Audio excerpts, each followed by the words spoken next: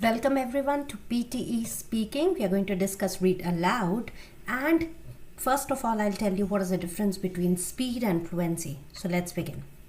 For example, if I'm reading like this, Thompson recognized and exploited all the ingredients of a successful amusement ride, writes Judith A. Adams in the American amusement park industry. His coasters combined an appearance of danger with annual safety. So do you think this is the right way? This is speed, where I'm not stopping at any full stop. Now let's see what's exact fluency, and I'll read 3-4 read alouds for you so that you can come to know what exactly fluency is. So let's begin. Thompson recognized and exploited all the ingredients of a successful amusement ride, writes Judith A. Adams in the American amusement park industry.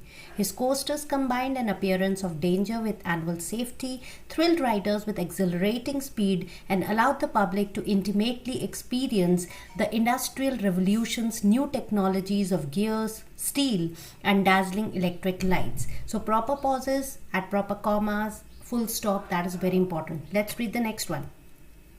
There are perhaps 3 ways of looking at furniture. Some people see it as purely functional and useful and don't bother themselves with aesthetics. Others see it as essential to civilized living and concern themselves with design and how the furniture will look in a room. In other words, function combined with aesthetics, and yet others see furniture as a form of art. Next one. Not a lot is known about how the transportation of goods by water first began. Large cargo boats were being used in some parts of the world up to 5,000 years ago. However, sea trade became more widespread when large sailing boats traveled between ports, carrying spices, perfumes, and objects made by hand. As a historian, if you really want to understand the sensibilities of those who lived in the past, you must be like a novelist and get into the skin of your characters and think and feel as they do.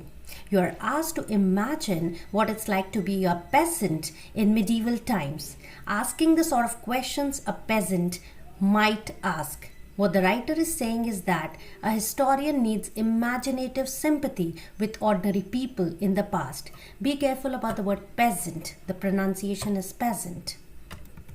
Humans need to use energy in order to exist. So it is unsurprising that the way people have been producing energy is largely responsible for current environmental problems. Pollution comes in many forms, but those that are more concerning because of their impact on health result from the combustion of fuels in power stations and cars. So I hope the exact way of reading is clear to you. Do practice it. I'll come up with more videos like that. Thank you and have a nice day.